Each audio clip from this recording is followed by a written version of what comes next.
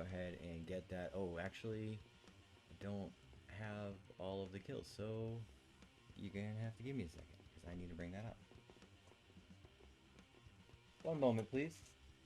I need to bring up the past game score screen real quick.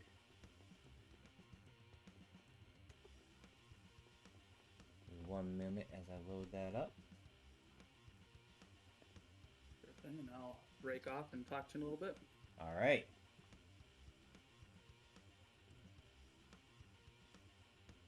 Morbido, have you returned to us as well?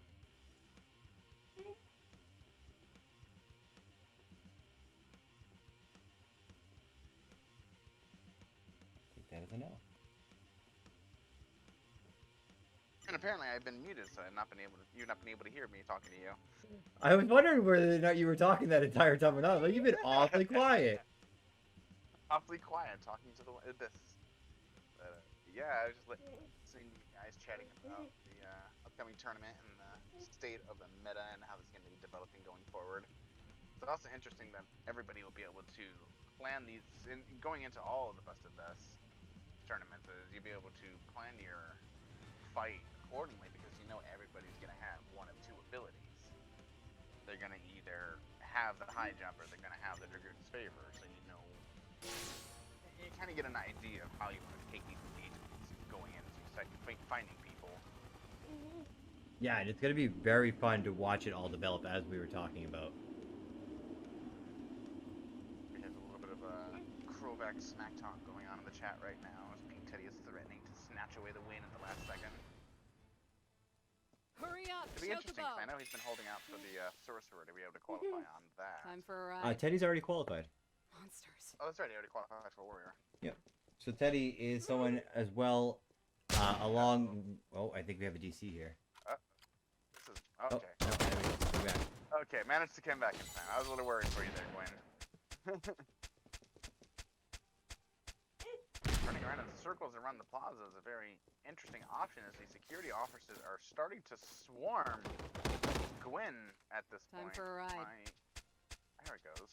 Controls are being weird. Every once in a while I'll press to go up and it'll actually go down instead. But Gwen does manage to sneak away from that sticky situation.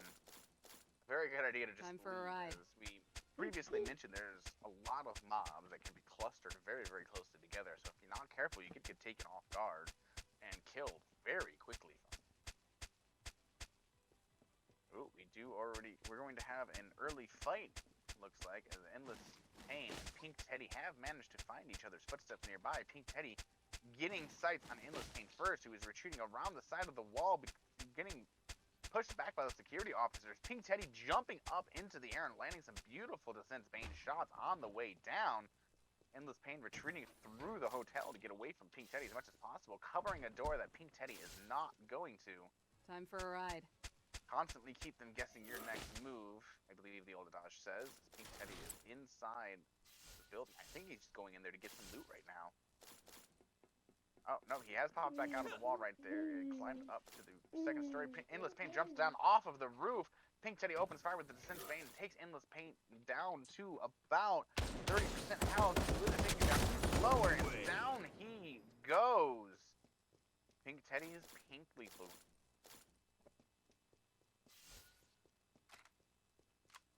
That was a very interesting fight where both competitors are taking advantage of the doors. Pink Teddy doing a great job of switching up his movement habits to keep Endless Pain guessing where he's going to come the entire fight. It looks like he even took a while away from the fight to grab some loot inside of that building before picking it back up, too.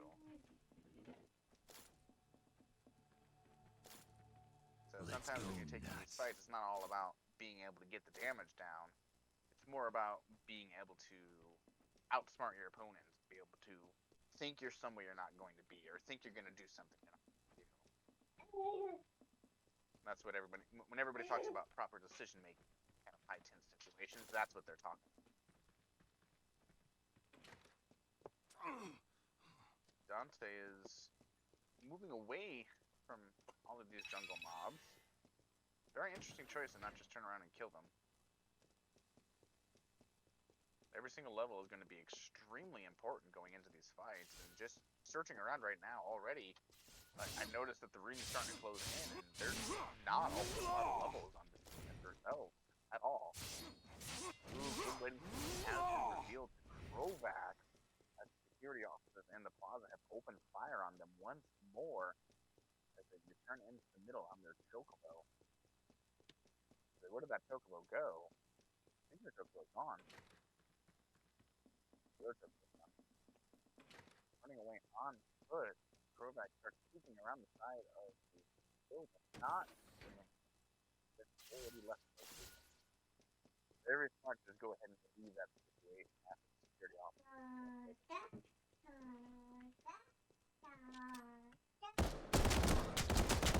Hunting time. Admiring the All right. Sorry, I was quiet there for a moment. I was getting the score all settled. Now we do have the updated score on the screen for everybody. I am back. Left and Ghost has managed to find a dual wheeler, but again, there's not a whole lot of levels. Farming is going to be a very, very critical juncture going into Plateside. So being able to get those levels and get the health and MP under your name, being able to get whatever little bit of gil you can to be able to upgrade your weapons. Floralda, I think, walked away without buying anything just now. Pink Teddy continuing to farm up, as we were just talking about the opposition here, where Pink Teddy is more of a farm style compared to some of these other candidates who are all about looting early and then coming back afterwards to try to loot. I mean, to try to farm up. This is gonna hurt. There's not going to be any time to farm up after the final fights have gone down, though. King Teddy is sneaking away with a very early, very high experience lead. It's quick to get these first couple of levels under your belt. A couple of levels are all you're going to be able to get.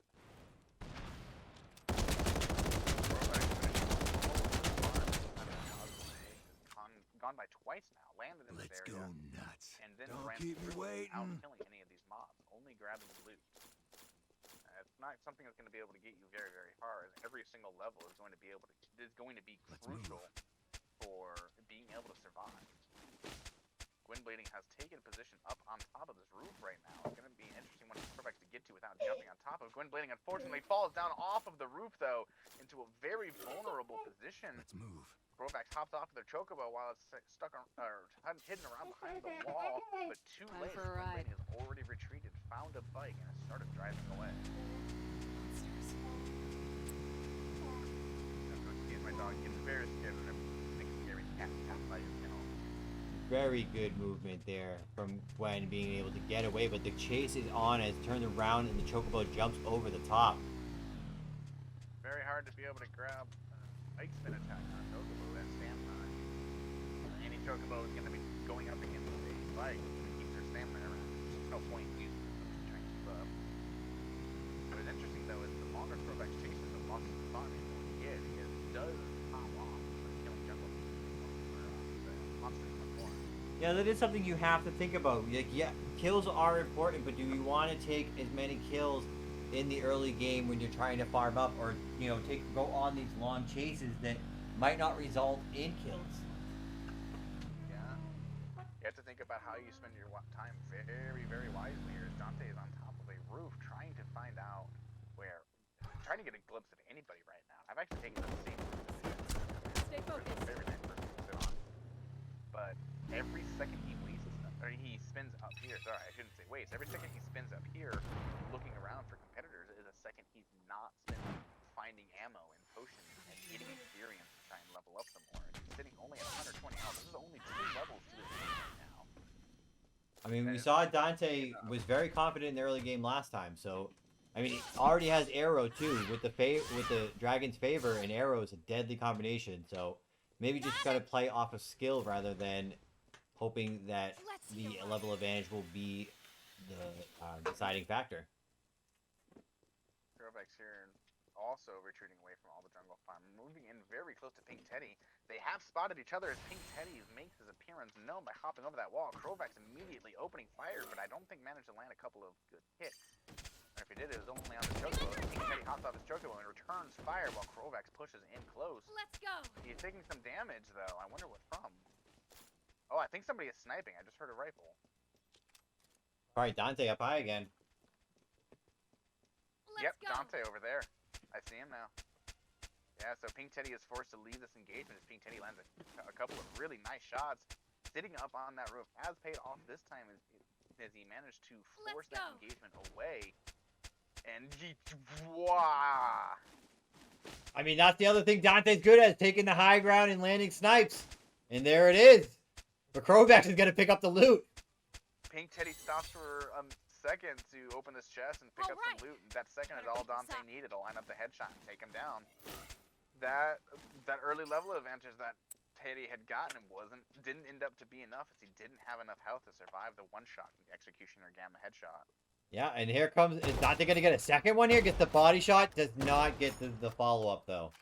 No, Krovax that time, as opposed to what Teddy did, Krovax had parked his chocobo in a way that he could use it as cover while he was looting that. Yeah, it was a little bit of cover there, and it was just enough for Krovax to get the loot and get away. But now I believe Krovax knows where Dante is. Oh, he has definitely figured out where Dante is. He parked his chocobo in the exact angle he needed to cover himself on top of that building. Dante is sticking to his guns, literally in this case, and keeping to this roof and stalking Krovax while using the third-person perspective to watch him from around the corner. As Krovax circles this building, these two are going to be locked in Mortal Kombat now, as Kid Demon and Gwyn Blading on the other side have been in a kind of Mexican standoff for the longest time now. They've been on a couple of roofs away from each other, trying to find out where the other is.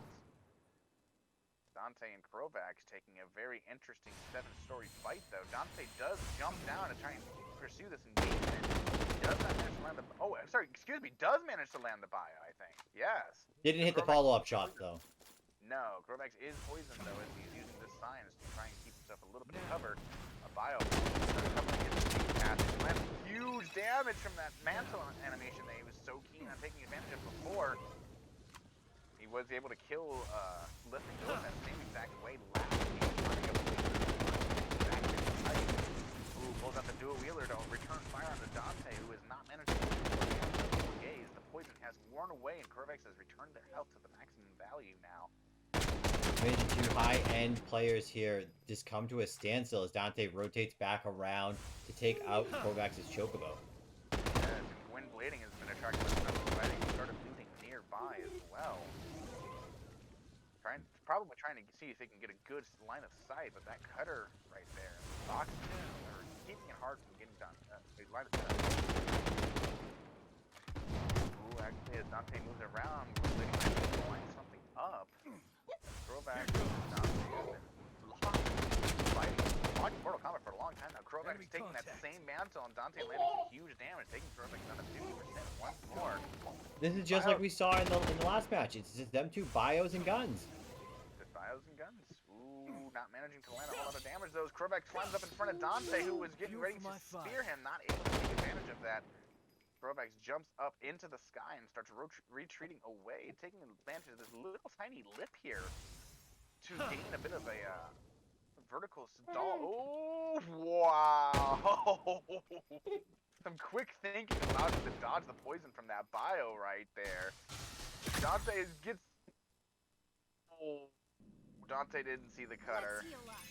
That is unfortunate. Dante goes down early in 2 matches in a row after having 2 very nice plays.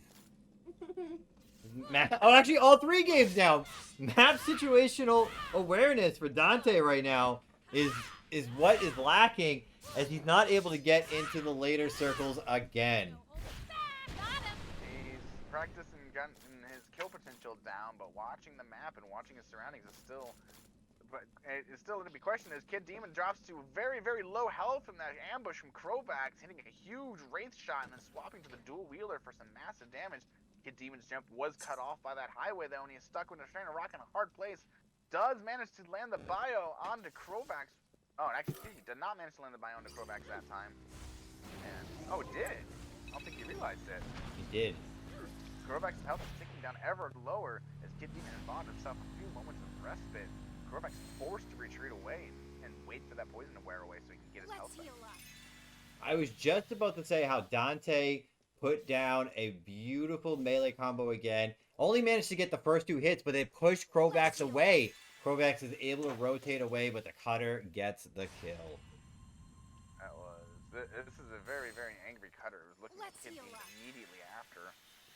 Kid Demon is not in a very safe location right now as Krovax is pushing him out further into the Mako. Kid Demon taking shelter around behind this pipe right now, trying to force this engagement, throwing some spells, trying to keep Krovax away from him. Thunder, fire, fire, all of his spells in turn. The Mako is pushing into his tail, and he gets knocked into it from a fireball and taken down Let's see. All right. in the green path. Krovax did not get the kill. The fireball knocks Kid Demon back into the Mako, and the Mako takes another one. Very good play there again from Krovax, though, landing the shots, landing the fire, and constantly on the move, making Kid Demon have to fight up against the Mako there.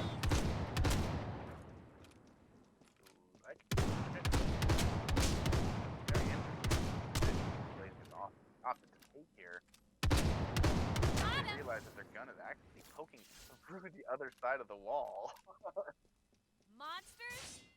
Easy. Taking the last few moments to kill a bomb. The relative safety of the edge of the zone. It seems like a silly thing to say that he's safe over there, but it's probably the safest place to be until the Mako closes in and pushes him off to try and get the farm.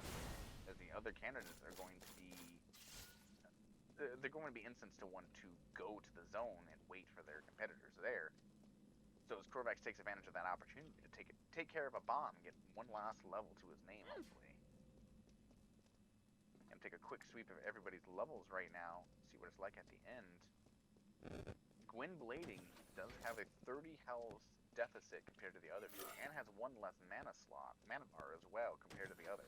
That could come into huge play as we move into this final phase. 1 MP could be the difference between landing a fireball combo, could be the difference between getting a blind down and escaping, or even just hitting a bio for a little bit more health. Yeah, we've already seen just how crucial bio can be and completely stop a fight in its tracks, just to try and make the bio wear off. Krovax is the first one to become under siege of fire. That bio just barely going wide. As Less Than Gauche opens fire on Krovax to try and get some early hits. Wind Blading turned around and misses the Executioner. Try and take Krovax down. He was pinched in the middle of both of them. Tries to hop onto the roof and unfortunately does not manage to get the height. Wind Blading does his huge shot as Krovax is retreating away from the plaza. Very impressive sniping out of Gwyn today. Let's up on top of the building and takes down Gwyn Blading, who wasn't paying close enough attention. And Listen Ghost lands a beautiful ambush, taking them down.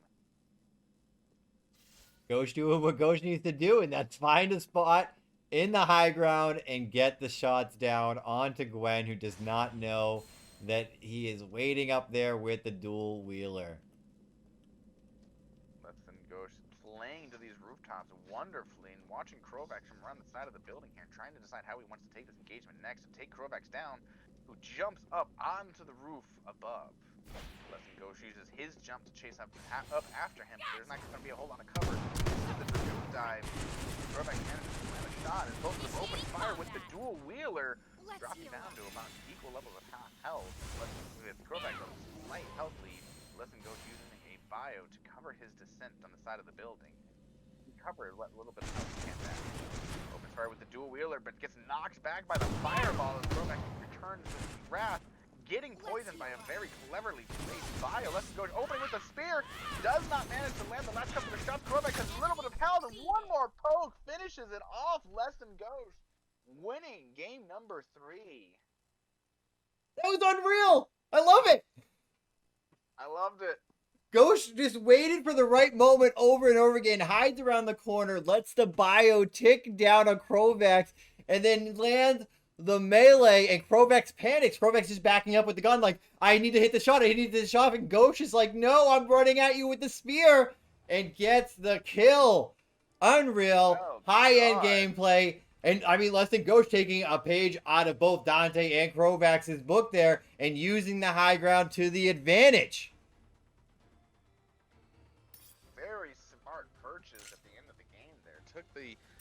absolute positional advantage. When it found the end of the zone before any other candidate even come close to them, and was able to sneak around and take anything you wanted at the end there. Wonderful job. Coach, I'm going to need you to break that down for me because that final play was high end. It was unreal. It was absolutely perfect. Break it down for me. How you feeling? I'm feeling great. It's like really good round I've done in a tournament setting, so that was good. But hats off to everyone at the end. I mean, basically, I had to get out of my comfort zone. Once it got down to the final circle, as I'm sure everyone can see, I'm a very passive player. I like to move around and kind of just wait to the end. But once I knew it was especially 1v1 versus Krovax, I knew that I had to be more aggressive. And once I saw that I connected with that bio at the end, I knew it wasn't the time to just sit back. That's when I decided to go in melee and got lucky. You did not get lucky. You landed that first combo, and then you were patient enough to use the spear and get that final hit. It was, that was so good.